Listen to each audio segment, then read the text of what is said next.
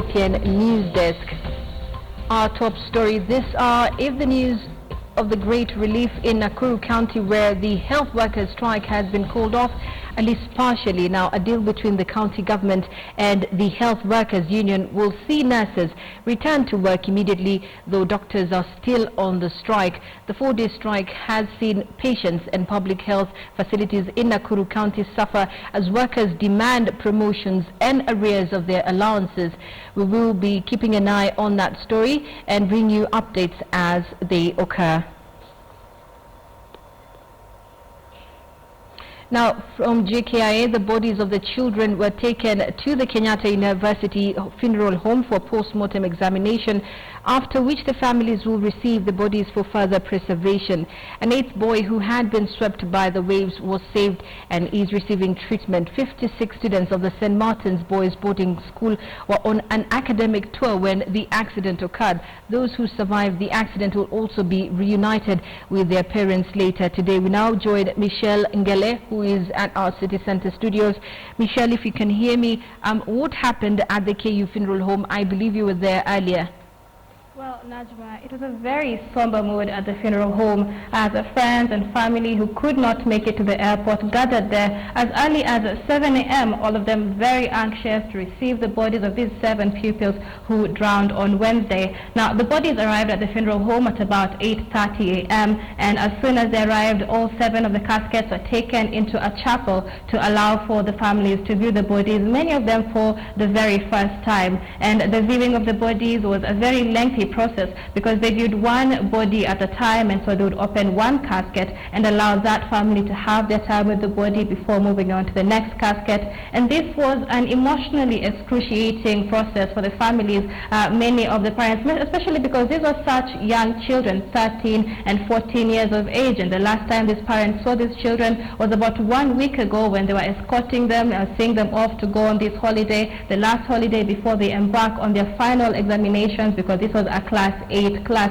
And so as of now, as much as they're mourning, the families and the parents are seeking answers as to why this happened, because they were assured that their children were under maximum supervision. So was it the fault of the teachers or the fault of the beach management? It is not clear as of yet. But we also had at the scene, at the funeral home, the presence of county officials from the Murang'a government, led by the deputy governor, who told us that the county government is taking over all the funeral costs in this tragedy, all the way from the preservation of the bodies in Mombasa to the transportation of the bodies from Mombasa to Nairobi, as well as all the funeral expenses. But as of now, the parents are really up in arms. After the funeral, they want to find out exactly why this happened.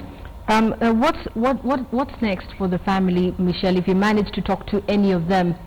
Well, it was really hard to get comments from the family, especially because this was very emotional. But I did speak to one of the parents, and just before I even say that, I witnessed 2 of the parents passing out just after viewing the bodies of their children, just to give you the magnitude of the pain that these parents are going through. And now the parents want to take it up with the school, because these children were under the supervision of 4 teachers. And so why were these teachers not at the scene with these students? The parents really want answers, even from the beach management itself, as to why there are no lifeguards on standby, because during the rescue operations we are aware that there are only volunteer lifeguards taking the rescue operations. And we also as of now, the beach has been closed off from any swimming by Kwale Governor Salim Mvurya, who also lamented himself that it took very long for the rescue operations to take place.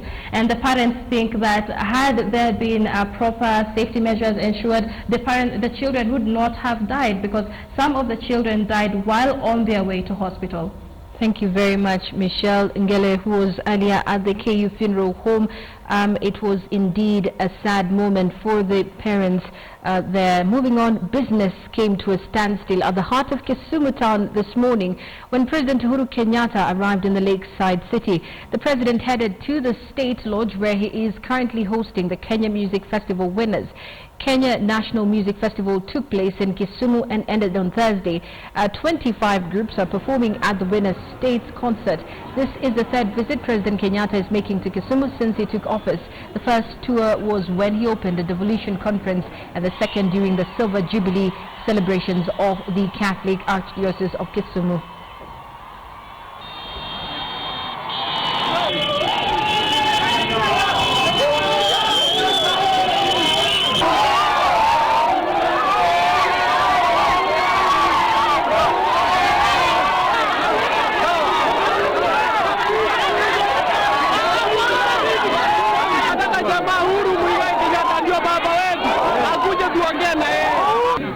na pesa yetu ni kidogo sana, na tungependelea ili waongeze pesa. Hata iwe ni si wote tuna kasi hapa, lakini tungependelea pesa iongezewe kidogo. Tutakuja kusherehekea kuona Mheshimiwa Rais Uhuru Kenyatta Muigai. Tumempenda sana. Watu wa Kisumu wamempenda sana. Na tena wa youth wanasema wataki siasa yenye haina maendeleo. Now, students in both primary and secondary schools might no longer need to sit for their national examinations.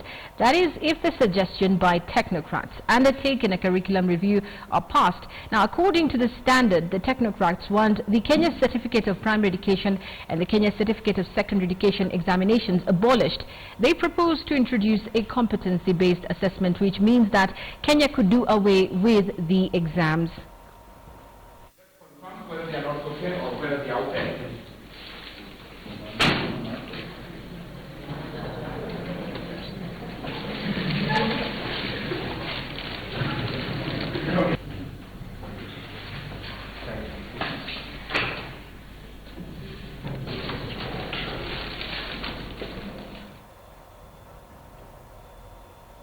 President Uhuru Kenyatta has seen 65 recipients of the Equity Bank Leaders Program who are headed off for an academic tour in global universities. This brings the number of ELP scholarships in foreign universities to 265.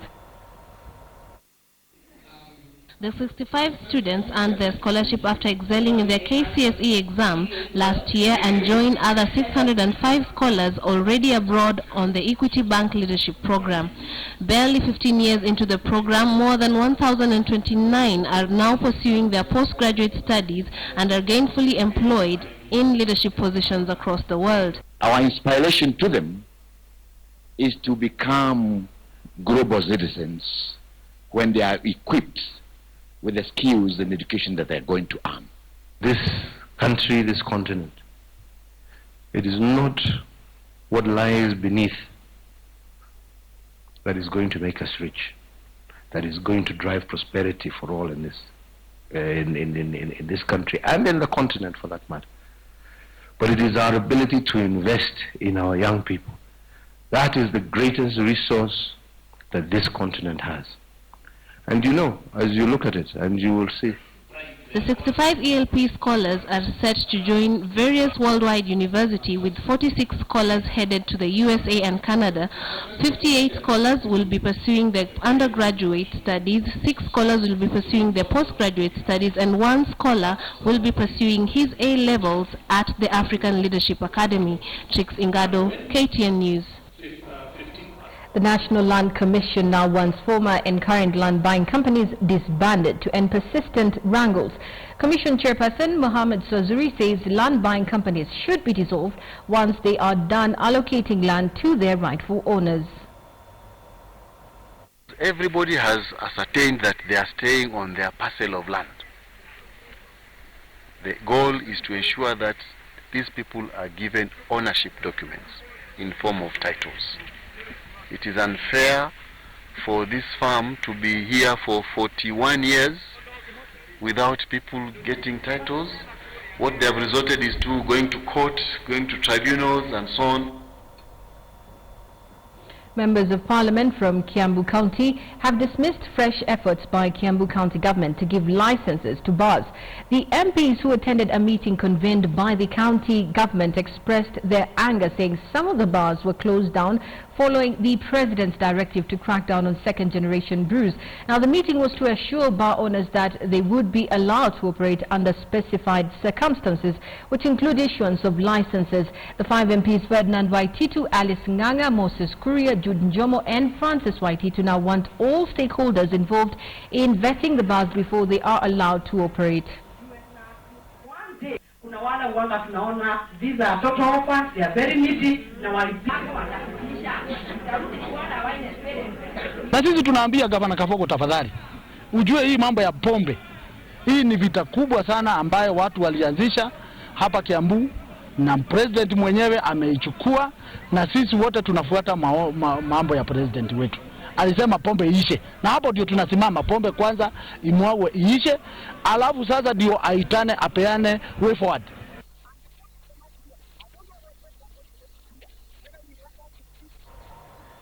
Talking of Bruce crackdown, more than 200 people have been arrested in Kitengela town, Kajiado County, for consuming alcohol in the morning. The 200, many of them young people, were arrested when Area Chief Stanley Ngede, accompanied by administration police, raided more than 10 pubs and alcohol outlets selling hard liquor during prohibited hours.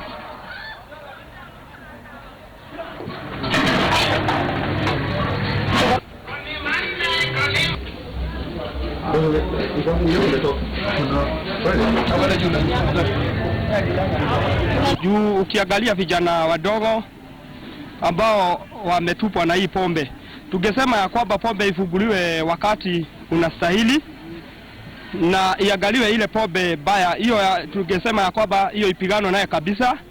Serikali inafanya vizuri sana kupigana na mambo ya pombe, sababu wanaume wengi walikuwa hawezi ingia kwa nyumba, saizi wameanza kuingia. Hao vijana wengi hapa sokoni tunaona ile masaa wanavaa kuwa na shughulika na kazi ndio wako walevi kabisa. Sasa unaona hiyo pombe yenyewe hata afadhali chupa hii. That's it on Newsdesk. My name is Najma Ismail.